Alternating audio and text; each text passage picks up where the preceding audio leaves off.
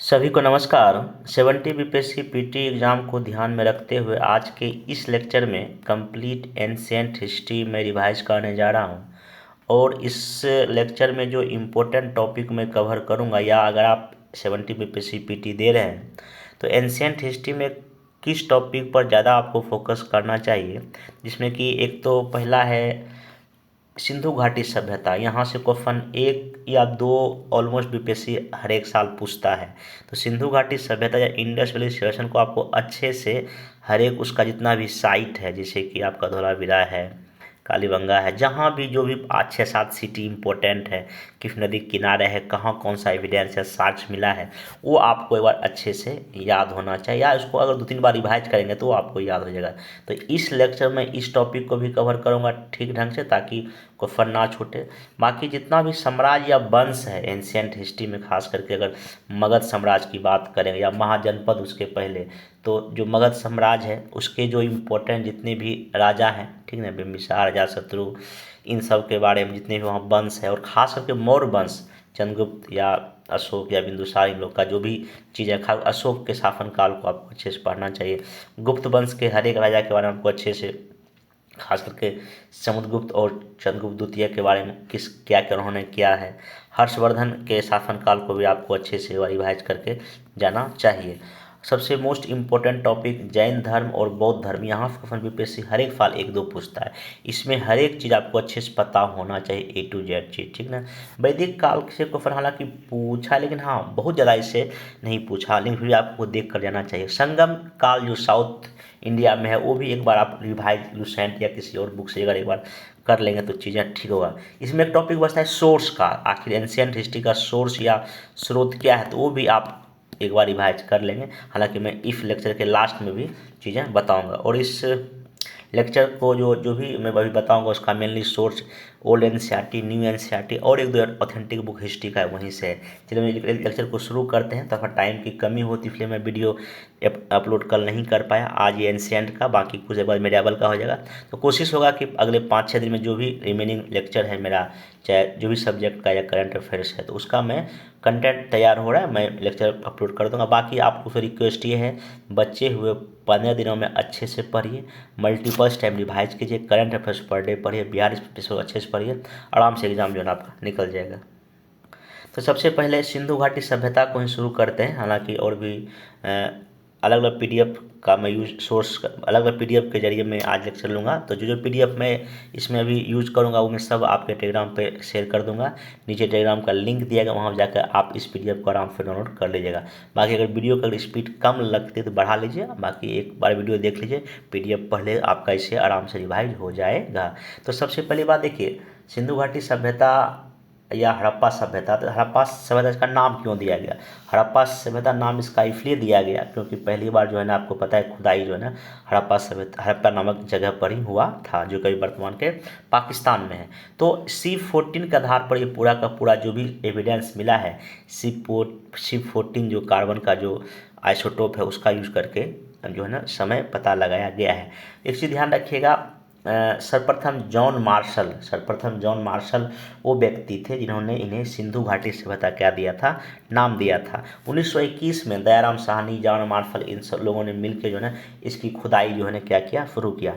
एक और ध्यान रखें, एक एम ह्यूलर और गार्डन चाइल्ड नाम के 2 साहित्यकार हैं, सॉरी इतिहासकार, उनका कहना ये है कि हड़प्पा का जो उदय हुआ, जो इराक में उस समय मेसोपोटामिया की सभ्यता था, उसके ही वजह से हुआ, लेकिन ऐसा कई सारे विद्वान नहीं मानते हैं। ये चीज़ आपका ध्यान रखिएगा।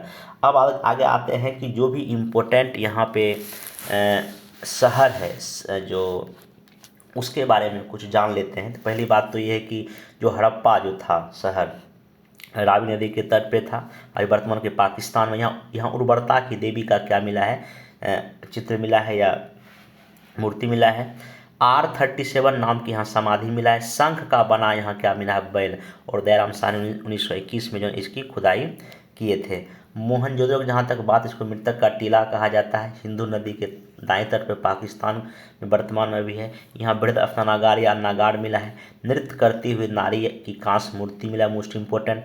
योगी पुजारी की मूर्ति मिला है। एक श्रृंगी मुद्राएं मतलब ठीक मिला है। यहाँ पे मुद्रा पर यहाँ अंकित है पशुपतिनाथ शिव की मूर्ति, और राखालदास बनर्जी ने 1922 में इसकी खुदाई किया था। कालीबंगा की जहाँ तक बात है, नदी घग्घर के किनारे राजस्थान के वर्तमान में है। कच्ची और पक्की ईंटों का साक्ष्य मिला। जुते हुए खेत का भी साक्ष्य और भूकंप के भी साक्ष्य हमको यहाँ दिखाई पड़ता है। अग्निकुंड यहाँ मिला है। अलंकृत ईंट का साक्ष्य यहाँ मिला है। सेलखरी और मिट्टी की मुहरिया मिला है। और लकड़ी से बनी यहाँ क्या मिला है, नालियाँ। जहाँ तक धोलावीरा का बात है, कच्छ गुजरात गुरु नदी के किनारे आयताकार नगर था। ये 3 भाग में बटा हुआ था। किला था, मध्य था, निचला, बाकी सब 2 पार्ट में, ये 3 पार्ट में था। विशाल जलाशय यहाँ मिला है। और सबसे उन्नत जल प्रबंधन, ये यूपीएससी को 2018-19 में पूछा था कि सबसे अच्छा उन्नत जल प्रबंधन किस शहर का था, नाम है धौलावीरा। अब आगे इसमें बढ़ते हैं, जो कि इम्पोर्टेंट फैक्ट है आपका। इसमें सुरकोटदा, ये कच्छ गुजरात में है। यहाँ घोड़े की हड्डी मिला है। अग्निकुंड के साक्ष्य, कब्रिस्तान से कलश का साक्ष्य। रोपर में सतलज नदी के किनारे है। पंजाब वर्तमान में फिलखरी की मुहर है। मनुष्य के साथ पालतू कुत्ता को दफनाने का यहाँ साक्ष्य है। वनावली की जहाँ तक बात है, रंगोई नदी के किनारे हरियाणा में है। सिंधु सभ्यता के यहाँ 3 लेयर है, मतलब कि 1 2 3 लेयर। यहाँ लाजवर्त पत्थर तथा कार्निवल के मनके मिले हैं। हल की आकृति के खिलौने मिले हैं, ठीक ना। जौ, तिल, सरसों के साग सबको वनावली मिलता है। लोथल की जहाँ तक बात है, भगवा नदी के किनारे गुजरात में है। बंदरगाह यहाँ पोर्ट था, गोदीवाड़ा था, मोस्ट इंपोर्टेंट। फारस की मुद्रा यहाँ मिला है, मुहर भी मिला है। फारस इसका मतलब व्यापार होता था, मतलब कि अंतर्राष्ट्रीय व्यापार। 3 युग समाधि यहाँ मिला है। धान की भूसी मिला है। मनका का कारखाना मिला है। और पशुपली की प्रथा का साक्ष्य यहाँ मिला है। चौंधरों की जहाँ तक बात है, सिंधु नदी पाकिस्तान में, मनके का कारखाना व काकार यहाँ ईंट मिला है। लिपस्टिक, अलंकृत हाथी का चित्र मिला है। बिल्ली का पीछा करता हुआ कुत्ते का पद चिन्ह है। ध्रुवीकृत नहीं होता, यहाँ किला नहीं है, यहाँ कोई भी किला नहीं था। सिंधु घाटी सभ्यता कुछ कॉमन विशेषता आप याद रखिएगा। कपास की खेती यहीं पे होता था। वस्तु विनिमय प्रणाली था। पासाए लोग खेलते थे। मंदिर नहीं था, मूर्ति पूजा होती थी। लोहे का ज्ञान नहीं था। सोना, चांदी, तांबा, कांसा का ज्ञान था। टेराकोटा, आग से पकी मिट्टी मूर्ति को कहते थे। पशु पक्षी की सर्वाधिक मूर्ति मिला है। और ये मातृफत्तात्मक समाज था। कैसा समाज था? मातृफत्तात्मक समाज था। और कुछ इसका फीचर्स देख लीजिए। बाकी जो सिंधु घाटी सभ्यता, ये त्रिभुजाकार का था। नगरीय सभ्यता था, आप लोग को पता ही होगा, ठीक ना। यहाँ ये कांस्य युगीन भी इसको कहा जाता है, ठीक। बाकी इसके उत्तर का विस्तार चिनाब तक, मांदा जम्मू कश्मीर तक था। पूर्व में हिंडन या आलमगीरपुरी उत्तर प्रदेश तक था। साउथ में गोदावरी या दामाबाद महाराष्ट्र तक था। और पश्चिम की बात किया जाए, दास नदी सुतकानगेडर तक था। ये ध्यान रखिएगा। Largest city of the site of the Indus, मतलब सिंधु घाटी सभ्यता का सबसे बड़ा मतलब साइट कौन सा है या शहर कौन सा? मोहनजोदड़ो। लेकिन लार्जेस्ट साइट इन इंडिया, ये ध्यान रखिएगा, यूपीएससी पूछा था, राखीगढ़ी हरियाणा। कौन सा? राखीगढ़ी हरियाणा में है। समान विशेषता अगर यहाँ का हम देखते हैं तो कॉमन फीचर यहाँ का क्या था? यहाँ ग्रिड सिस्टम था। कौन सा सिस्टम था? मतलब कि भवन जो है ना ग्रिड सिस्टम से बना हुआ था। और जो सड़क जो है एक दूसरे को जो है 90 डिग्री पर क्या करता था? काटता था, ठीक ना। बाकी यहाँ पे जो ड्रेनेज सिस्टम था, जो जल निकासी की व्यवस्था थी, वो काफ़ी यहाँ पे अच्छा था। ये ध्यान रखिएगा। बाकी अगर अगर फसल की बात किया जाए तो मेन फसल में आपका यहाँ देख लीजिए, गेहूँ था, जौ था, चावल का साक्ष्य। लोथल कहाँ मिला? रंगपुर से मिला, ये गुजरात में है। अदर क्रॉप, ठीक ना, डेट्स है, मस्टर्ड है, सेसामम है और कॉटन है। कॉटन मैं बता ही दिया पहले, कॉटन को विश्व में सर्वप्रथम बार यहीं उगाया गया था। ये ध्यान रखिएगा। बाकी यहाँ पे कुछ जो एनिमल्स या जानवर का साक्ष्य मिला है। न्यू और ओल्ड एनसीईआरटी का यहाँ साक्ष्य है, इसको देख लीजिएगा। यहाँ पे मैं इसको सर्कल कर देता हूँ, ठीक है ना। बाकी इतना सब साक्ष्य है। लेकिन ये लायन कोई लोग नहीं जानते थे, लायन कोई लोग नहीं जानते थे। जो भी लिपि था यहाँ का भाव चित्रात्मक था। और लिपि राइट से कहाँ? लेफ्ट लिखा जाता है, राइट से लेफ्ट। ट्रेड या व्यापार की जहाँ तक बात है, इंटरनल और विदेशी व्यापार दोनों यहाँ होता था। देखिए इंपोर्ट या आयात ये लोग क्या क्या करते थे? गोल्ड कर्नाटक से, अफगानिस्तान से, ईरान, उसको पर्शिया उस समय कहते थे। चांदी कहाँ से? अफगान से, ईरान, दक्षिण भारत से। तांबा खेतरी बलूचिस्तान ओमान से। टीन अफगानिस्तान ईरान से, सीसा ईरान से, लाजवर्त मेसोपोटामिया से और गोमेद कहाँ से, सौराष्ट्र। ये क्वेश्चन मैचिंग पूछेगा।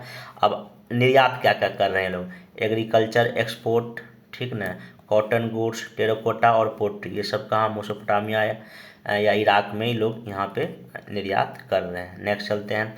मेलुहा शब्द सुमेरिया का है, इसका मतलब है सिंधु घाटी सभ्यता, ठीक ना। सुसा और उर ये मेसोपोटामिया शहर से सिंधु की कुछ मुहरें मिली है, जैसा मैं आपको बताया। अब देखिए जाता है यहाँ पूजा पाठ या वर्कशिप की बात है, मंदिर नहीं था बता दिया मैं। पशुपतिनाथ की मूर्ति, ये 3 मुख वाला है, ठीक ना। इसमें 4 जानवर, हाथी, गेंडा, चीता, भैंसा विराजमान है। ये कहाँ से मिला है, मोहनजोदड़ो से मिला है। नर्तकी की मूर्ति किसकी, कांस की है, इसको ध्यान रखिएगा। उर्वरता की देवी, धरती की ये लोग पूजा कर रहे हैं। वृक्ष पूजा कर रहे हैं, शिव की पूजा कर रहे हैं। यहाँ मातृदेवी है, ठीक ना। स्त्री स्त्री स्त्री स्त्री मतलब कि मिट्टी की मूर्ति, ठीक ना, मतलब मातृफतात्मक समाज है। कुंवर वाला सांड विशेष पूजनीय था इस सभ्यता के लिए, ठीक ना। और सूर्य की उपासना यहाँ पर स्वात्विक चिन्ह का भी साक्ष्य मिला है। 2 बंदरगाह था, एक का नाम था लोथल, दूसरे नाम क्या था, सुतकोट-दा। ध्यान रखें, इम्पोर्टेंट है। राजधानी हड़प्पा और मोहनजोदड़ो, इसको पिग्गट नाम का व्यक्ति इसको जुड़वा राजधानी बोलता है, शहर बोलता है। कुछ और फैक्ट सिंधु घाटी सभ्यता के बारे में देख लीजिए। सम अदर फैक्ट्स, पर्दा प्रथा है, यहाँ पे वेश्यावृत्ति है, सबको दफनाया जाता था और जलाया नहीं जाता था, ठीक ना। युग्म समाधि कहाँ कहाँ मिला है, लोथल और कालीबंगन में, कालीबंगन में। मनोरंजन के लिए क्या करते थे, मछली पकड़ते थे, शिकार करते थे, पशु पक्षी को आपस में लड़ाते थे, पासा खेलते थे, ठीक ना। चलिए, 2 पहिया और 4 पहिए के बैलगाड़ी के साक्ष्य मिले हैं। बाकी जो इम्पोर्टेंट साइट का जो चीज़ें था, मैं इसको ऑलरेडी डिस्कस कर दिया। अगर आपको इसमें और कुछ जानना है, थोड़ा सा वीडियो पॉज करके ये सारी चीज़ों को देख लीजिए, वही चीज़ आपको देखने को यहाँ पर मिलेगा। तो ये आपका सिंधु घाटी सभ्यता का उस पीडीएफ से और इस पीडीएफ से मैं चीज़ें जो भी इम्पोर्टेंट था एनसीईआरटी का, ओल्ड न्यू का बताने का कोशिश किया। तो आप इसको वीडियो को जैसे भी करके आप इसको देख लीजिए, बाकी इसका पीडीएफ भी मैं वहाँ पे शेयर कर दूँगा। अब आते हैं वैदिक सिविलाइजेशन या वैदिक सभ्यता में। देखिए 2 पार्ट में, ऋग्वैदिक काल और इसमें उत्तर वैदिक काल है। टाइम लाइन को छोड़ दीजिए अभी। देखिए इसका ओरिजिन जो कहा जाता है, मूल इसका जो है ना, कहा जाता है कि मध्य एशिया के थे। ये मैक्समुलर नाम के इतिहासकार इसको कहते हैं। यूरोप से आए थे या आर्कटिक से थे, ये तिलक जी कहते हैं, बाल गंगाधर तिलक, ठीक ना। ये ग्रामीण सभ्यता था, जैसा कि आपको सिंधु घाटी सभ्यता एक नगरीय सभ्यता था। ये कैसी थी, आपका ग्रामीण था। क्वेश्चन पूछता है यहाँ पे, भाषा कैसी थी, संस्कृत। अगर वैदिक सभ्यता का पॉलिटी या राज्य व्यवस्था की हम बात करते हैं, देखिए इसमें क्या है, सबसे देखिए छोटा क्या है, कुल है, फिर ग्राम है, फिर विश्व है, फिर जन है, फिर राष्ट्र है, ठीक ना। तो ये सब इसके कुल के कुलापा, ग्राम के ग्रामणी, विश्व के विश्वपति, जन के गोपा और राष्ट्र के राजन क्या हैं, इसके शासन करने वाले हैं। अगर राज्य के अधिकारी का हम बात करते हैं तो यहाँ पे पुरोहित थे और कौन थे, सेनानी थे, ठीक ना। उसके बाद यहाँ पे सूत, रथकार, कमादी, ये भी अधिकारी थे। पूरब दुर्गपति थे, स्पश गुप्तचर थे, वाचपति गोचर भूमि को, ठीक ना। उग्र जो है अपराधी को पकड़ने के काम करते थे। ये सब जो है कुछ कुछ यहाँ पे आपका अधिकारी लोग हैं। सभा जो थी श्रेष्ठ और संभ्रांत लोगों की थी। समिति जो थी समान जनता के, क्वेश्चन कई बार पूछ चुका है, ठीक ना। स्त्रियां जो सभा और समिति दोनों में भाग ले सकती थी। दफराज युद्ध एक इम्पोर्टेंट है इस काल में, बैटल ऑफ 10 किंग्स, ठीक ना।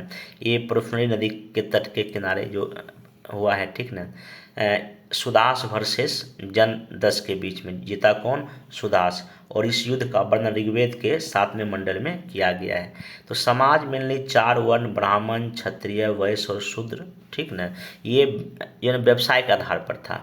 बाद में उत्तर वैदिक काल में जो जन्म के आधार पर हो गया, ठीक ना।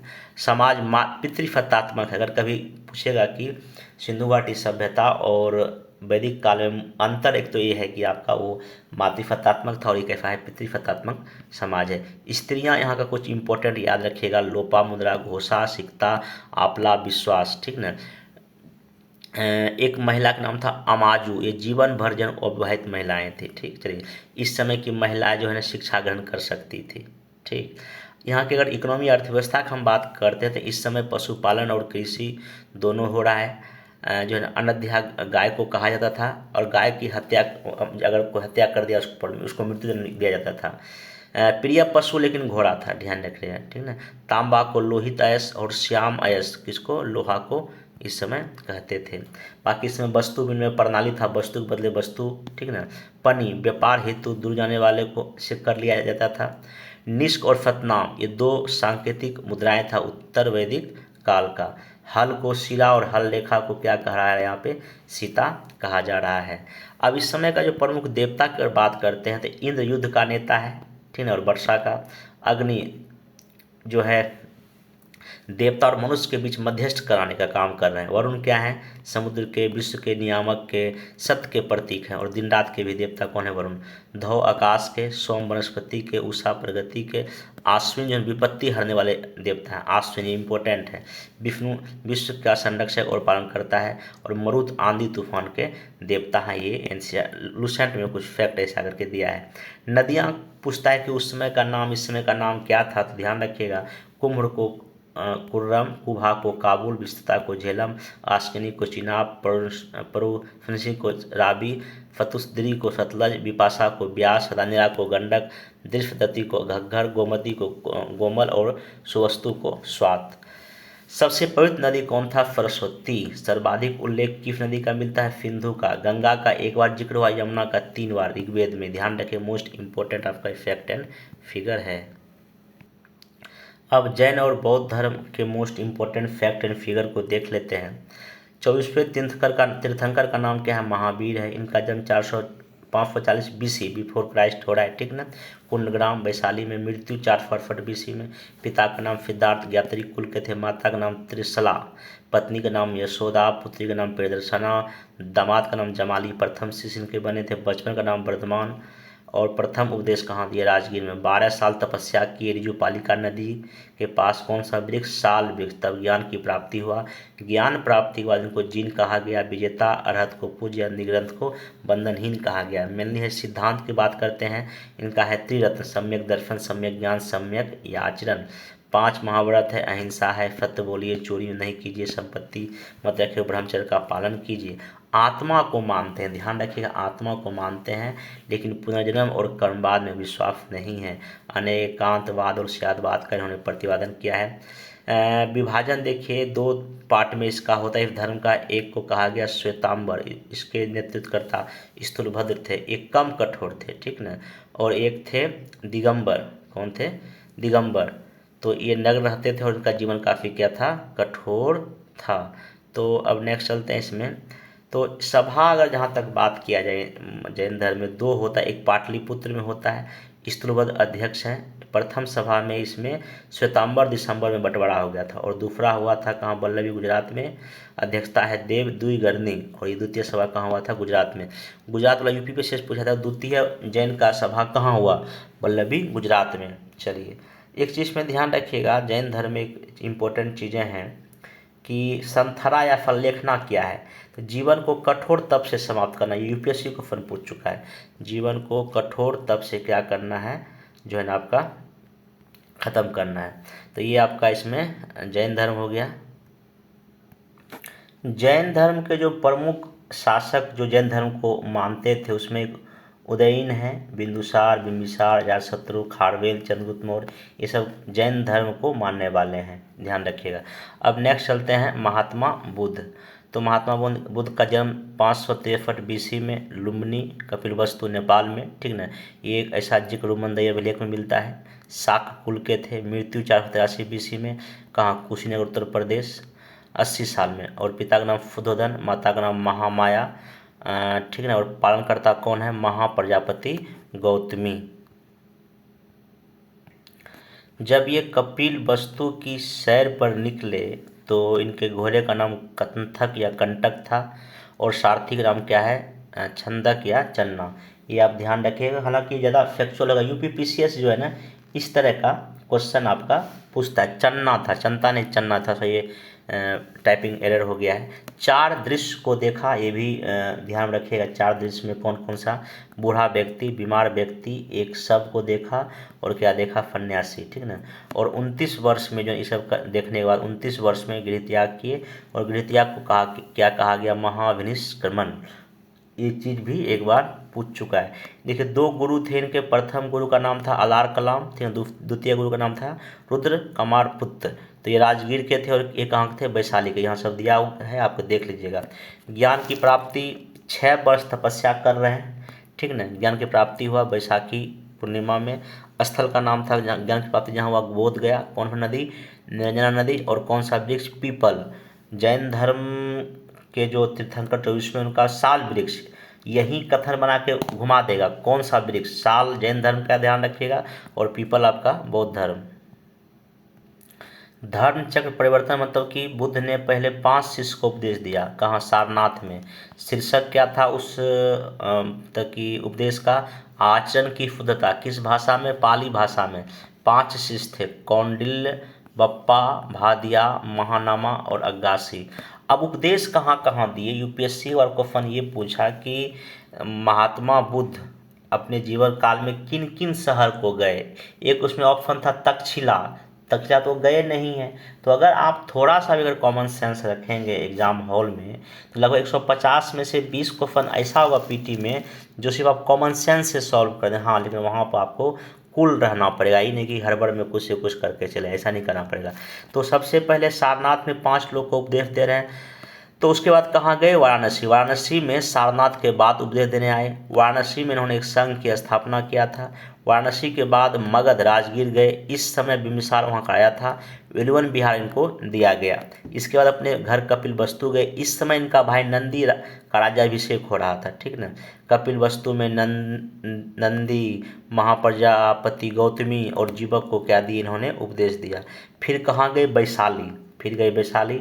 यहाँ पर इनका प्रिय शिष्य आनंद मिला, और महिलाओं को संघ में प्रवेश करने के लिए आनंद हाँ यहाँ सॉरी प्रिय शिष्य यहाँ कौन मिले? आनंद मिले। और महिलाओं को संघ में प्रवेश के लिए आनंद ने ही कहा था, ठीक ना। ये चीज़ ध्यान रखिएगा। पहली महिला जो संघ में शामिल हुई थी वो महाप्रजापति गौतमी ही थे। महाप्रजापति गौतमी ने भी महात्मा बुद्ध से कहा था कि संघ में महिलाओं को प्रवेश दिया जाए। उसके बाद ये कौशाम्बी भी गए, श्रावस्ती भी गए, लेकिन श्रावस्ती में जो है ना सर्वाधिक उपदेश दिए थे, ठीक है। ये ध्यान रखिएगा। अब जो सम्मेलन जो बौद्ध संगति हो रहा है वो भी यहाँ से क्वेश्चन बीपीएससी बार बार पूछता है। तो समय, स्थान, शासन, अध्यक्ष, निर्णय क्या क्या लिया गया? प्रथम जो है ना 483 बीसी में हो रहा है, ठीक ना। जगह का नाम है राजगृह, और ये सप्तपर्णी गुफा में हो रहा है। उसके बाद इस समय जो शासक कौन है? अजात शत्रु हैं हर्यक वंश के। महाकश्यप इसके अध्यक्ष हैं। यहाँ पे निर्णय ये लिया गया कि बुद्ध के उपदेशों का संकलन किया गया। सुत्त पिटक, ठीक ना, और आपका विनय पिटक। सुत्त पिटक और कौन सा पिटक? विनय पिटक, ये ध्यान रखिएगा। उसके बाद दूसरा जो संगति हो रहा है वो कब हो रहा है? 383 बीसी में। जगह नाम वैशाली है, ठीक ना। यहाँ पे शासक कालाशोक हैं, शिशुनाग वंश के हैं। साबक मीर या सुबुकाबी सर्वकाम इसका नाम मिलता है, जो अध्यक्ष हैं, ठीक ना। इस समय बौद्ध धर्म जो है ना आपका द्वितीय बौद्ध संगति में 2 भाग में बौद्ध बट रहा है बौद्ध संघ। एक को कहा गया स्थावीर जो कि रूढ़िवादी थे, ठीक ना। इसके जो नेतृत्वकर्ता महाकाव्यन थे, और एक था महासंघिक, इसको प्रगतिशील कहा गया, और ये थे कौन? महाकश्यप इनके नेतृत्वकर्ता थे। तीसरा जो संगति लगभग ये 250-51 में हो रहा है, कहीं कहीं 51, कहीं कहीं आपका 250 बीसी मिलता है, और ये पाटलिपुत्र में हो रहा है। अशोक के शासनकाल में मौर्य वंश है, ठीक ना। फिर यहाँ पे मोगलीपुत्तिस जो है ना ये अध्यक्ष हैं, और यहाँ पे जो है ना आपका अभिधम पिटक जो है ये फिलोसफिकल थ्योरी है इसमें महात्मा बुद्ध का, ये यहाँ पे संकलन किया गया या यहाँ पे लिखा गया। चौथा जो है ये प्रथम शताब्दी ईस्वी में हुआ, ये कश्मीर कुंडल वन में, ठीक ना। कनिष्क कुषाण वंश के राजा थे, ठीक ना। फिर वसुमित्र अध्यक्ष थे, उपाध्यक्ष कौन थे, अश्वघोष थे। और यहाँ पे बौद्ध धर्म का अभियान हीनयान और किस में हो रहा है, महायान में हो रहा है। अब देखिए क्वेश्चन जो अगर पूछ सकता है, अगर थोड़ा सा घुमा के देगा तो प्रथम जो बौद्ध संगति अजातशत्रु नहीं दे के हर्यक वंश दे सकता है, ठीक ना। फिर यहाँ शिशुनाग वंश द्वितीय में दे सकता है, तृतीय में यहाँ मौर्य वंश दे सकता है, और चौथा में यहाँ कुषाण वंश भी दे सकता है राजा की जगह। नया अगर क्वेश्चन पैटर्न अगर पूछेगा तो यहाँ से एक क्वेश्चन किसी भी एंगल से आपसे पूछ सकता है। आप यहाँ पे ध्यान रखिएगा, निर्णय क्या क्या लिया गया, अध्यक्ष कौन कौन कहाँ कहाँ थे, आप इसको देख लीजिएगा। बाकी लोकेशन भी कहाँ कहाँ हुआ वो देख। ऐसा कई किताब में जिक्र मिलता है कि पांचवा जो बौद्ध संगति 630 AD में कन्नौज में हुआ। हर्षवर्धन जो है ना, इसके शासनकाल में वैनसांग इसके क्या थे, ऐसा कहीं कहीं मिलता है। लेकिन हाँ मेनली आपको 4 एनसीईआरटी जो 4 के बारे में ही बताता है। आगे इसमें चलते हैं। देखिए अब हीनयान और महायान जो चौथे बौद्ध संगति में जो ये 2 भाग में बटा, अब इसके बारे में भी यूपीएससी क्वेश्चन पूछा था हीनयान को लेके, थोड़ा सा यहाँ पे आपको जानना चाहिए। देखिए हीनयान जो है ना, ये जो निम्न मार्गी लोग थे हीनयान वाले, महायान उत्कृष्ट मार्गी वाले, ठीक ना। सिद्धांत देखिए, रूढ़िवादी हीनयान रूढ़िवादी थे, किसी तरह का परिवर्तन नहीं चाहते थे। ये प्रगतिशील थे, मतलब कि समय के साथ बौद्ध धर्म में कुछ कुछ चेंजेस चाहते थे। मान्यता मूर्ति पूजा का विरोध कर रहे हैं, ये मूर्ति पूजा के क्या थे, समर्थन थे। केंद्र इसका कौशाम्बी में था, इनका कहाँ था, मथुरा में था। ये किस भाषा का प्रयोग कर रहे हैं, हीनयान पाली भाषा, जो कि उनका मूल भाषा था, किनका, महात्मा बुद्ध का। और ये संस्कृत भाषा महायान वाले, और ये निर्माण के लिए व्यक्तिगत निर्माण की बात करते हैं। और यहाँ पे ना सभी के लिए मतलब यहाँ बोधिसत्व का कॉन्सेप्ट जो है ना आपका महायान से आया। यूपीएससी क्वेश्चन यहीं से पूछा कि बोधिसत्व की अवधारणा किस में है, महायान में कि हीनयान में। आपका किस में मारिएगा, महायान में है, ठीक। चलिए बाकी हीनयान जो प्रतीक बंदर को मानते हैं, ध्यान रखिएगा, छूट गया एक प्रतीक, किसको मानते हैं, बंदर को। और ये बंदर ये प्रतीक किसको मानते हैं, बिल्ली को। इतना चीज़ आप यहाँ पे ध्यान में रखेंगे।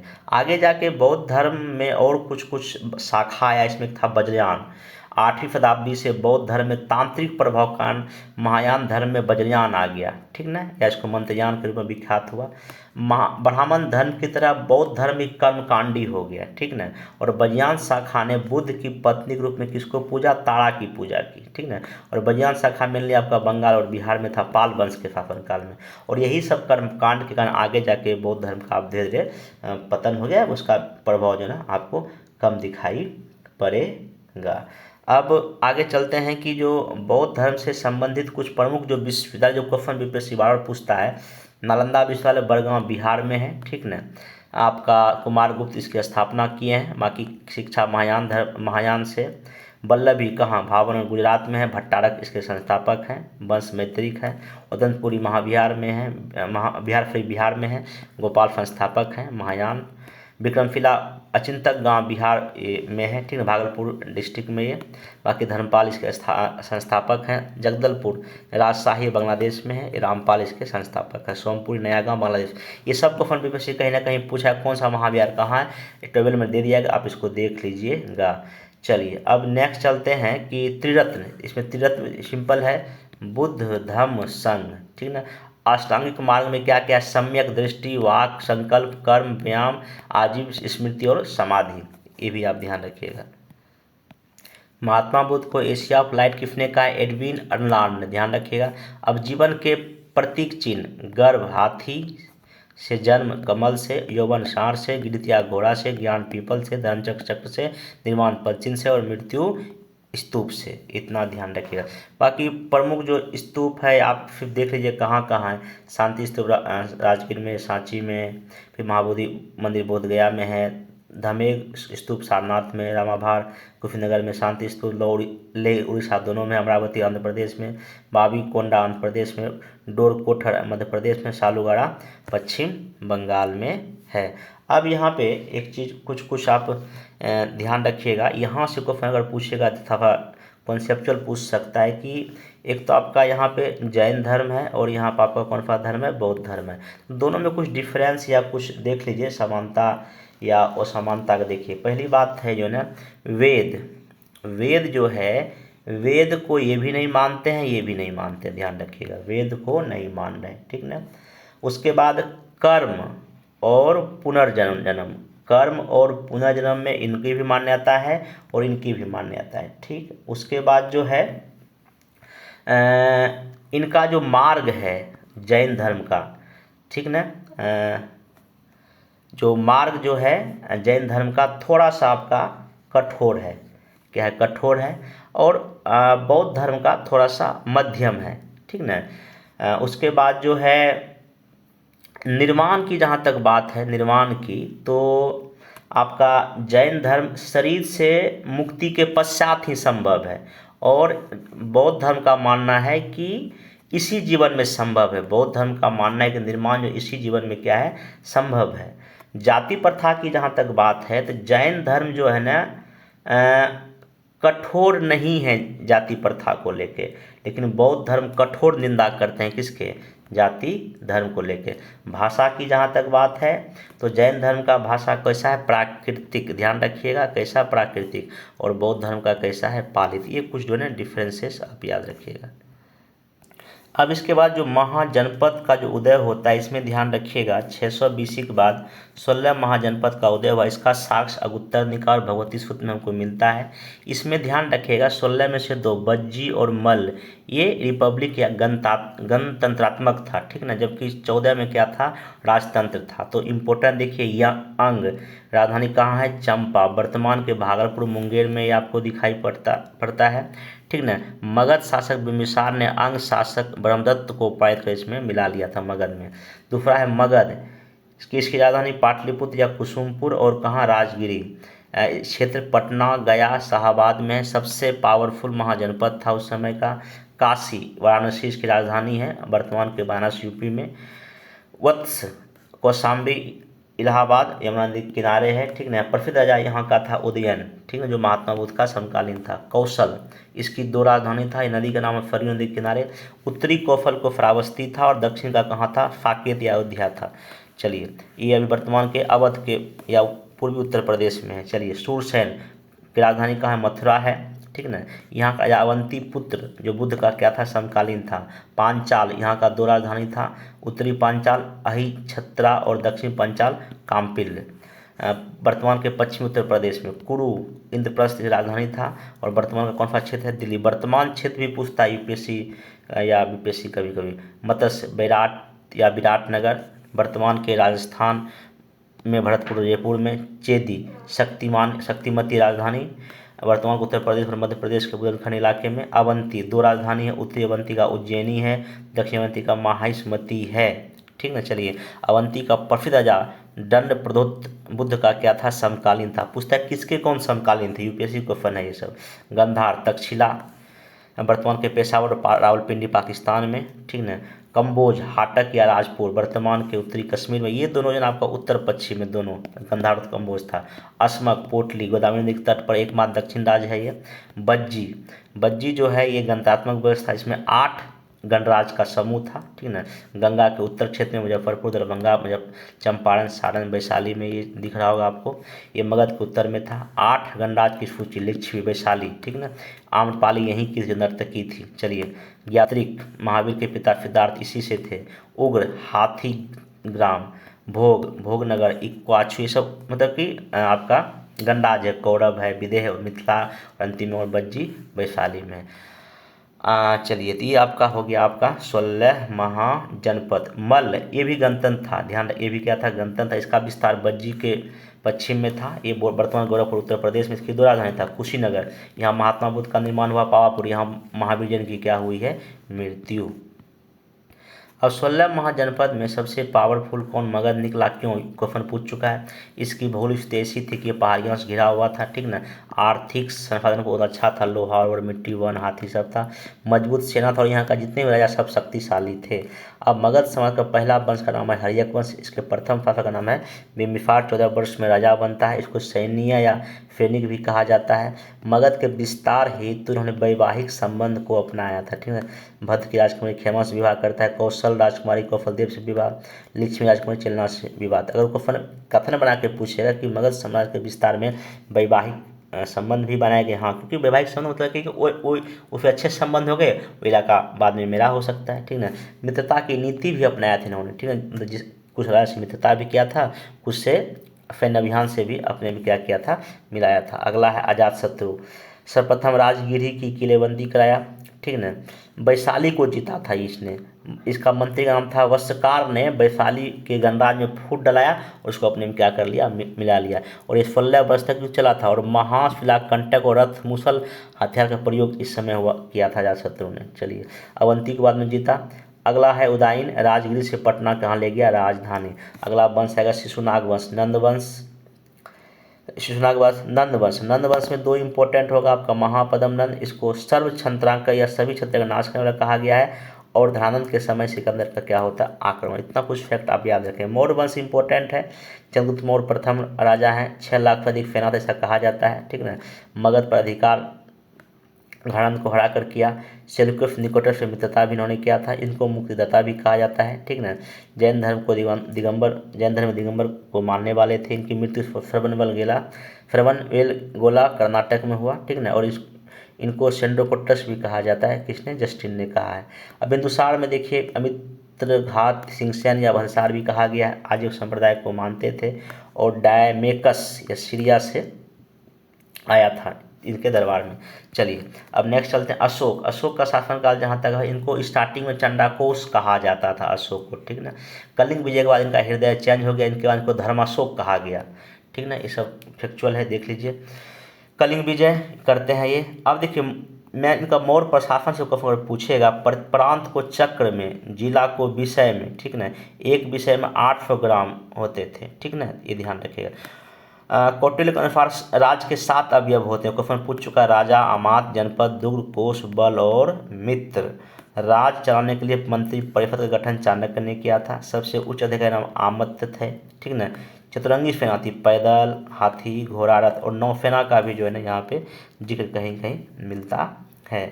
बाकी सैन्य संचालन हेतु 30 मेंबर था। नगर प्रशासन हेतु भी 6 समिति बना था, हर एक में 5 मेंबर थे। न्यायालय की जहाँ तक बात है, धर्मस्थलीय को दीवानी न्यायालय और कंटक फोधक को फौजदारी और राजूक भी थे न्यायालय में, ठीक ना। अब प्रमुख कर देखिए, सीता राजकीय भूमि से आय पर, ठीक ना।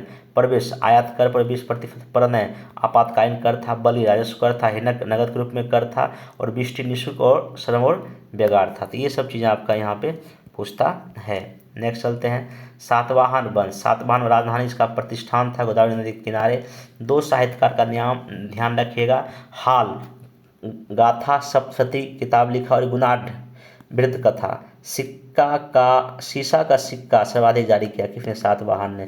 भूमिदान की प्रथा भी शुरू कहाँ हुआ, सातवाहन वंश में।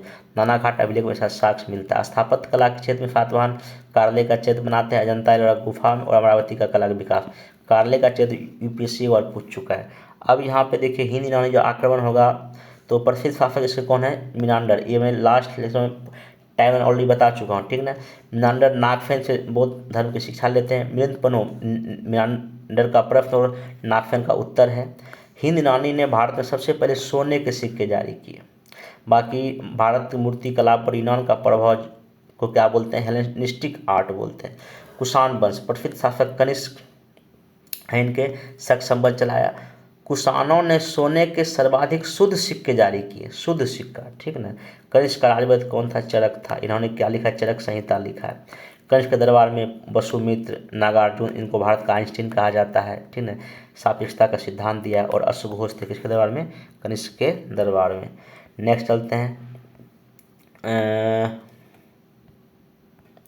गुप्तकाल का वंश में। अगर साहित्यिक स्रोत की हम बात करते हैं, विशाखदत्त ने मुद्रा राक्षस और देवी चंद्रम गुप्त लिखा है, ये नाटक दोनों है। वात्स्यायन का कामसूत्र है। शूद्रक का मृक्ष कटिकम मिट्टी का खिलौना है। कालिदास का ऋतु संहार, रघुवंश कुमार संभवम, मेघदूत, मालवी, काग्निमित्रम, अभिज्ञान शाकुंतलम, ठीक ना। फाहियान का फोक्योकी मतलब records of the Buddhist kingdom कहा जाता है। वैनसांग का किताब में सुयुकी, ठीक ना, Buddhist records of the western world, ठीक ना। और इत सिंह काउ फा काओ सांग किताब का नाम है, तो मैचिंग का भी पूछता है। चंद्रगुप्त प्रथम की जहाँ तक बात है, महाधिराज की उपाधि लेते हैं। गुप्त संपत्ति चलाते हैं 319-20 में एडी में। समुद्रगुप्त, विसेंट स्मिथ, इनको जो है ना भारत का नेपोलियन कहता है। परक्रामक का उपाधि लेते हैं, विष्णु को उपासक हैं ये। सिक्के पर वीणा बजाते इनको क्या किया गया, दिखाया गया। सैन्य अभियान देखिए इनका समुद्र कहाँ कहाँ है। उत्तर भारत के 9 शासक को हराया, दक्षिण भारत के 12 शासक को, और इसका वर्णन पर्याप्त प्रशस्ति हरिसेन में है। चंद्रगुप्त द्वितीय उपाधि विक्रमादित्य का या साकिरी का, शक पर विजय इन्होंने किया था। वैवाहिक संबंध स्थापित इन्होंने भी किया था नाग राजकुमारी कुबेर नाग से। इसी कुबेर नाग से प्रभावती का जन्म हुआ, जिसका फादी रुद्रसेन द्वितीय से विवाह हुआ। ये क्वेश्चन एक बार पूछ चुका है। इसके दरबार में नवरत्न थे, कालिदास धवंतरी चिकित्सक थे, वाराहमिरी खगोल विज्ञानी थे, शंकु वास्तुकार थे, छपनक ज्योतिषी थे, वररुचि व्याकरण ज्ञाता थे, बेताल भट्ट जादूगर थे, घटकरपर कुटिंदक थे, और अमर सिंह क्या थे, कोषगार थे। इसके दरबार में फाहियान आया। किसके दरबार में, चंद्रगुप्त द्वितीय के दरबार में। चीन से चलते हुए कोबी, मरुस्थल, पामीर, कंधार, पेशावर, मथुरा, कन्नौज, श्रावस्ती, पटना, ऐसे करके आया। स्थल मार्ग से आया, लेकिन गया कि फिर जल मार्ग से। पटना में ये जो है ना कितने साल रहा, 3 साल रहा। कितने साल रहा, 3 साल रहा। चलिए, पटना में एक अस्पताल का वर्णन करता है ये। और फाहियान अपने विवरण में किसी भी गुप्त राजा का नाम नहीं लिखता है, किसी भी गुप्त राजा का नाम फाहियान नहीं लिखता है। मध्य प्रदेश का भी वर्णन करता है अपने किताब में। मगध के लोगों का विचारमान बताता है। फाहियान राजगीर, नालंदा, गया और वैशाली भी गया था। कुमारगुप्त की जहाँ तक बात है, नालंदा की स्थापना करते हैं। महेंद्र आदित्य की उपाधि लेते हैं।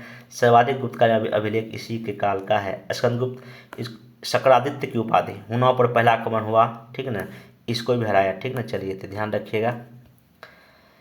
नेक्स्ट चलते हैं। गुप्तकालीन प्रशासन की जहाँ तक बात है, क्वेश्चन कभी पूछता है, जैसे कि न्यायाधीश, दंडनायक या महादंडनायक, सैन्य अधिकारी, महावालाधिकृत, विदेश मंत्री को संधि विग्रह, दान विभाग को आग्रहारिक, ध्रुवाधिकरण कर वसूलने वाला था, दंडपाशिक पुलिस विभाग का प्रधान था, विनय स्थापिक शांति स्थापना का प्रधान था, महायज्ञपाटलिक अभिलेख विभाग का प्रधान था, सर्वाध्यक्ष केंद्रीय सचिवालय प्रधान था, कुमारदित्य सर्वोच्च प्रशासनिक अधिकारी था।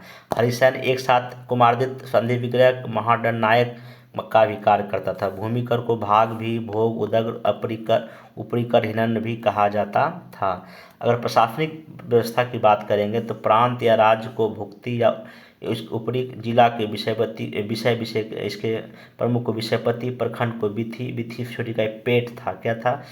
चलिए, तो नगर प्रशासक को पुरपाल या द्रांगिक कहा जाता था। एक चीज़ ध्यान रखिएगा, मौर्य वंश के राजा चूँकि पावरफुल थे, इसको सेंट्रलाइज सिस्टम बोलते हैं। लेकिन गुप्त काल में सामंत की संख्या बढ़ से इसको विकेंद्रीकृत व्यवस्था किया गया था। राजा की शक्ति क्या हो गया, कमजोर हो गया। अब इस समय देखिए क्या, स्त्रियों की दशा में गिरावट, परंतु याज्ञवल्क्य स्मृति में महिलाओं को संपत्ति का अधिकार दिया गया। अवकुंठन का प्रयोग पर्दा प्रथा हेतु किया गया है। अभिज्ञान शाकुंतलम में सती प्रथा का उल्लेख मिलता है। एरन अभिलेख में 15 ईडी में गोपराज नामक सेनापति की मृत्यु के बाद पत्नी ने सती धर्म अपनाया, ठीक ना। आर्थिक जहाँ तक व्यवस्था की बात है, गुप्त शासकों ने सबसे पहले स्वर्ण मुद्राएं चलाई, ठीक है। इस मुद्रा को क्या कहते हैं, दिनार। मंदिरों ब्राह्मणों को जो भूमि दान दी गई उसको क्या किया गया, अग्रहण भूमि। बाकी भूमि भी 4 प्रकार के, क्षेत्र मतलब खेती योग, वास्तु मतलब निवास योग, खिले मतलब कृषि योग नहीं, अपहृत मतलब जंगली भूमि। यही क्वेश्चन पूछा था। बेगार को बिष्टी कहते थे। गुप्त शासक वैष्णव अनुयायी थे। किसके थे, विष्णु का वाहन गरुड़। गुप्तों का राज क्या था, धर्म था। चलिए नेक्स्ट चलते हैं। विष्णु शर्मा पंचतंत्र लिखा है। आर्यभट्टयम और फुट सिद्धांत, जब पृथ्वी अपनी धुरी पर घूमता, ऐसा कहा। ब्रह्मगुप्त इस युग का वैज्ञानिक और गणितज्ञ था, जिसने कहा था कि सभी वस्तुएं पृथ्वी पर गिरती है क्योंकि आकर्षण शक्ति है। पुराण की रचना गुप्त काल में हुई। ताम्रलिप्ति बंगाल, भरोज गुजरात प्रमुख यहाँ क्या है, बंदरगाह है। अब वर्धन वंश या हर्षवर्धन की जहाँ तक बात है, तो साहित्यिक स्रोत इस वंश के लिए बाणभट्ट ने हर्षचरित, कादम्बरी और पार्वती परिणय लिखा है। ह्वेनसांग की किताब का नाम सुयुकी भी है, ठीक ना। हर्षवर्धन ने 3 नाटक रत्नावली, प्रियदर्शिका और नागानंद लिखा है, ठीक ना। चलिए आगे चलते हैं। रवि कीर्ति द्वारा रचित चालुक्य शासक पुलकेशिन द्वितीय के एहुल अभिलेख में भी हर्ष का वर्णन मिलता है। हर्ष संवत 606 एडी में, ठीक ना। आगे चलते हैं। उत्तरी भारत का स्वामी अर्थात तक्षशिला से श्रावस्ती तक जितने के हर्षवर्धन ने सकलोत्तरापथनाथ की उपाधि लिया था। चलिए, प्रशासन, प्रांत को भुक्ति, जिला को विषय, प्रखंड को पथक, पथक अनेक गांव में बटा होता था। हर्षवर्धन प्रत्येक 5 वर्ष में प्रयाग में महामोक्ष परिषद का आयोजन करता था। हर्षवर्धन को फिलादित्य भी कहा जाता है। चलिए अब नेक्स्ट चलते हैं। यात्रियों का राजकुमार हुएनसांग को कहा जाता है। ध्यान रखें, उस समय मथुरा सूती वस्त्र के लिए फेमस था और मथुरा सूती वस्त्र के लिए और वाराणसी रेशम वस्त्र के लिए फेमस था। अब दक्षिण भारत के इतिहास की बात करते हैं। देखिए इसमें चालुक्य में इसका 3 ब्रांच बपाती, बेंगी और कल्याणी था। मोस्ट इम्पोर्टेंट ध्यान रखिए, बपाती संस्थापक जय सिंह, राजधानी बपाती बीजापुर कर्नाटक में है। प्रमुख राजा का नाम पुलकेशिन द्वितीय है। इन्हीं का एहोल अभिलेख है। इसकी रचना रविकीर्ति ने किया है। हर्षवर्धन ये हरा के परमेश्वर की उपाधि लेता है और दक्षिणापथेश्वर की भी। इसको पल्लव राजा नरसिंह वर्मन प्रथम ने इतना एरिया हराकर बपाती कौन की उपाधि ली, ये भी क्वेश्चन पूछ चुका है बीपीएससी। अजंता गुफा चित्र में पुलकेशिन द्वितीय को ईरान के राजदूत को स्वागत करते हुए क्या किया गया है, दिखाया गया है। चलिए मेगुती मंदिर का निर्माण जो है ना इन्होंने ही किया है। अब बेंगी उतना इम्पोर्टेंट नहीं है। कल्याणी का सिंपल ध्यान रखना, इसके संस्थापक जो है ना तैलप, ध्यान रखिएगा, ठीक है, द्वितीय। बाकी उतना इम्पोर्टेंट नहीं है। राष्ट्रकूट इम्पोर्टेंट है, ठीक ना। राजधानी मानखेत कर्नाटक में, संस्थापक दंती दुर्ग। कैलाश कृष्ण प्रथम ने कैलाश मंदिर बनवाया है। ध्रुव ने त्रिपक्षीय लड़ाई में भाग लिया था राष्ट्रकूट की तरफ से, ठीक ना। अमुक वर्ष इसके एक राजा थे जैन अनुयायी थे। को बार पूछा था किसके अनुयायी थे, स्वयं कन्नड़ भाषा में कविराज मार्ग लिखा है। तुंगभद्रा में जल समाधि लेकर जीवन समाप्त किए किसने, अमुक वर्ष प्रथम ने। इंद्र तृतीय के शासन काल में अरब निवासी अल मसूदी आया था। क्वेश्चन पूछ चुका, अल मसूदी किसके दरबार में आया था, इंद्र तृतीय, ठीक ना। अंतिम शासक कृष्णदेव तृतीय था। इसके दरबार में कन्नड़ कवि पौंड रहते थे। चलिए आगे चलते हैं। एलोरा एलिफेंटा चित्रगुफा का निर्माण किसने किया है, राष्ट्रकूट ने किया। यूपीएससी को फिर यहाँ से पूछ चुका है। पल्लव वंश, सिंह विष्णु इसके संस्थापक, राजधानी कांची तमिलनाडु में वैष्णव धर्म को मानने वाले हैं। लेखक भारवी ने किरातार्जुनियम लिखा है, ध्यान रखिएगा। महेंद्र वर्मन प्रथम पहले जैन धर्म को मानता था, बाद में शैव हो गया। मित्र विलास प्रसन्न स्वयं लिखे, क्वेश्चन पूछ चुका है। नरसिंह वर्मन प्रथम या महामल पुलकेशिन द्वितीय हराकर बपाती कौन की उपाधि लेता है। इसी समय हुएनसांग कांची आया था। नरसिंह वर्मन द्वितीय अरब आक्रमण, देखिए 712 में पहली बार अरब आक्रमण होता है ना, देखिए समय काल। प्रमुख राजा सिंह और आगम प्रिय। लेखक दंडी ने 10 कुमार चरितम लिखा था, ध्यान रखिएगा।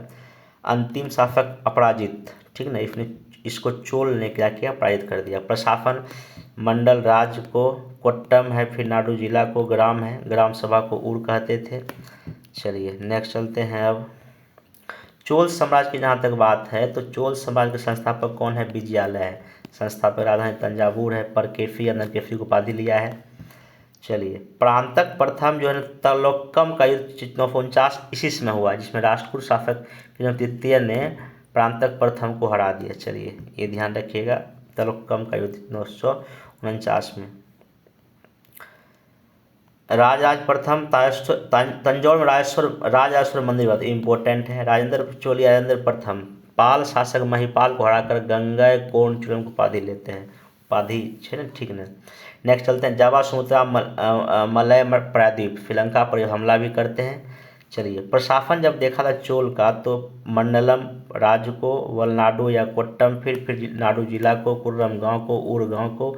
उड़ सर्वसाधारण की सभा थी, सभा ब्राह्मणों की ग्राम सभा थी। चलिए सभी समिति जो भी था समिति के माध्यम से काम करते थे। वारियम, जिसे वारियम कहते थे, तोट्टा वारियम उद्यान समिति, एरिवाविरियम तालाब समिति, पोनवारियम मुद्रा विनिमय समिति, ये सब अलग अलग समिति था। पम पोन रन एक कन्नड़ साहित्य के त्रिरत्न है, ठीक ना। नटराज शिव की प्रतिमा कहाँ है, चोल काल की, क्वेश्चन पूछा है। चोल का स्थानीय शासन सबसे प्रसिद्ध है, इसका साक्ष्य उत्तर मेरू अभिलेख में मिलता है। एंशिएंट हिस्ट्री को जानने या पढ़ने के लिए कुछ लिटरेचर सोर्स या साहित्यिक स्रोत है।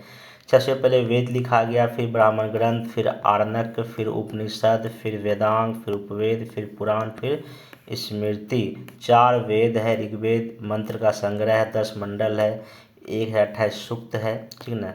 2 से 9 मंडल सबसे पुराने हैं, 1 और 10वां नवीन मंडल है।